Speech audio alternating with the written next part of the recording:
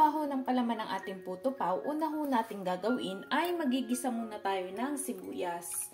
Ariho ay pinino ko ng gayat.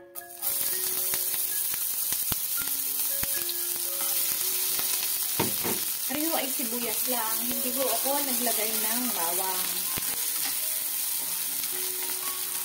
Haluin lang ho natin hanggang sa maluto yung ating sibuyas. At sunod naman ho ay ilalagay na natin ang karne ng baboy. Ariho ay purong laman ng baboy.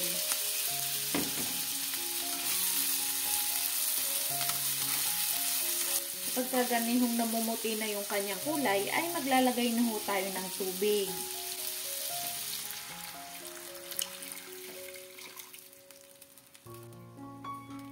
Atin lang ho aring tatakpan at hihintayin lang ho nating kumulo. Kapag kagarning nakulo na ang ating baboy, atin na ho aring tintimplahan. Maglalagay lang ho tayo ng toyo.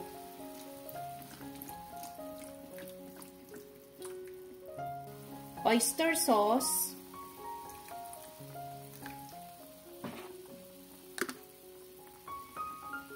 Paminta.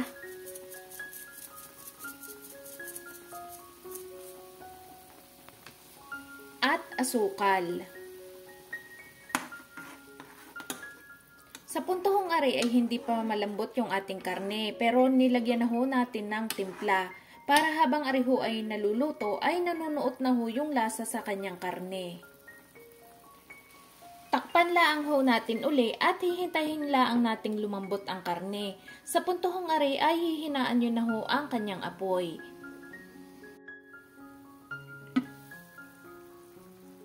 Yan, kapag kagarining malambot na yung ating karne ng baboy, ay papatayin na natin ang apoy.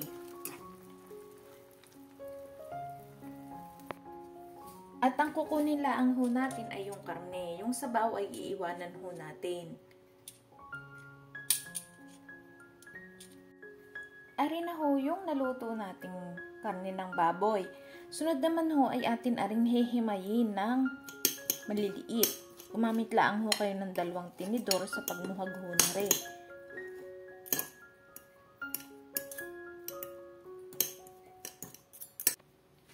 Ari na ho yung nahimay natin na karne ng baboy.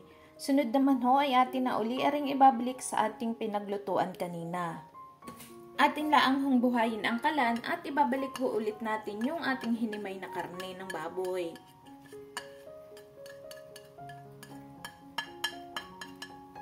Hihintayin lang ho natin aring kumulo. Kapag nakulo na yung ating karne, nagtunaw ho ako ng cornstarch sa tubig at atin hong ilalagay ng dahan-dahan. Habang nilalagay ho natin ay kailangan tuloy-tuloy lang ho ang halo para pantay ho yung kanyang magiging lapot. Hahaluin lang ho natin ari hanggang sa lumapot na yung ating palaman.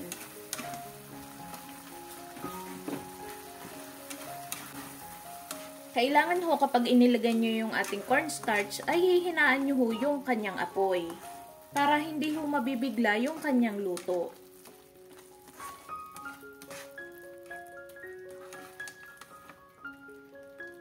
Kung makikita nyo ay malapot na yung ating palaman, pwede na ho are patayin nyo na ang apoy at palamigin. Ari na ho yung naluto nating palaman. Atin lang ho aring palalamigin bago ho natin ilagay sa ating puto. Kapag ari ho ay lumamig pa, ay lalapot pa ho ari. Iset aside ho muna natin at gagawa naman tayo ng ating puto mixture. Ari ho ang ating mga sangkap sa paggawa ng ating puto mixture. Meron ho ako dining 2 cups ng all-purpose flour or pwede rin naman ho kayong gumamit ng 3rd class na harina. 3/4 cup ng white sugar,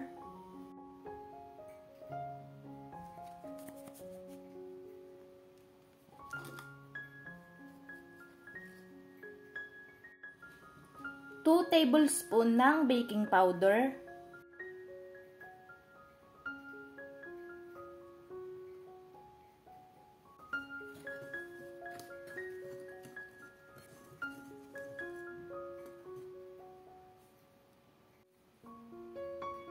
1/8 cup ng vegetable oil or pwede rin ho kayong gumamit ng cooking oil.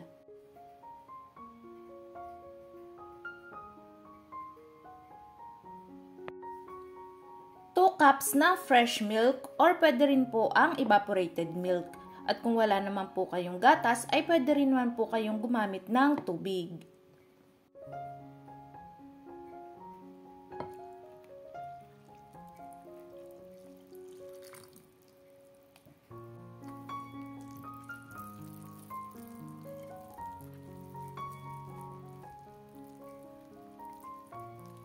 Atin laang ho aring hahaluing maigi hanggang sa mag-weld combine na ang ating mga sangkap.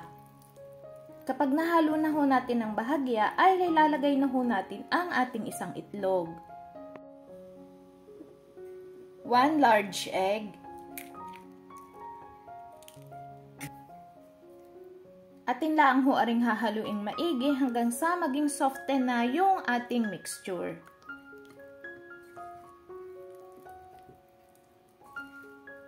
Kapag kagarinin na ho yung consistency ng ating mixture, hindi ho masyadong malabnaw at hindi rin naman ho masyadong malapot. Ari ho yung tamang consistency sa paggawa ng puto.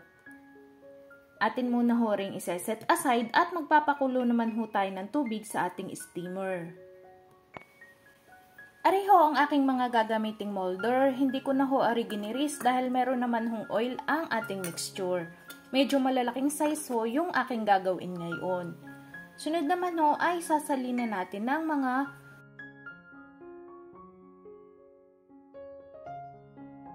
mga 1/4, ganyan lang hong kadami.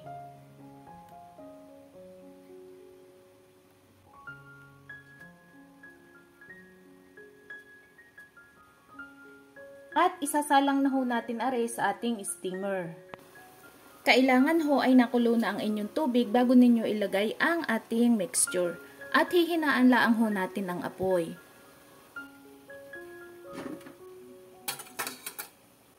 Takpan at i-steam laang ho natin are ng mga 1 minuto. After 1 minute ho, ay lalagyan na ho natin are ng palaman.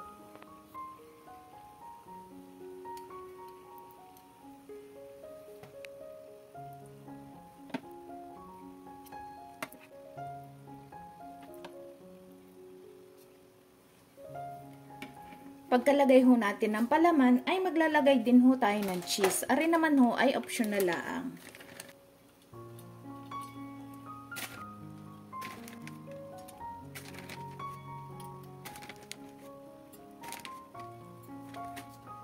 Sunod ho nating malagyan ng cheese, ay ilalagay na ho natin ang ating puto mixture uli. Tatakpan laang ho natin yung ating ginawang palaman.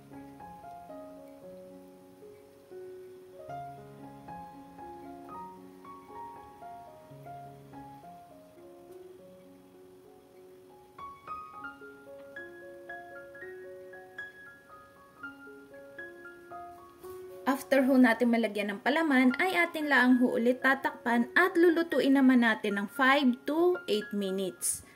Or hanggang sa maluto na yung ating puto. Kailangan ho ay low heat lamang. After 8 minutes, tingnan na ho natin yung ating nagawang puto pao. 8 minutes ho yung time ko sa pagluto na ring aking puto pao dahil malalaki ho yung aking molder. Ang pagluto ho ng ating puto ay depende ho sa molder na ating gagamitin. Pareho yung unang batch na ating nagawa. Palalamigin laang ho muna natin bago natin i-unmold.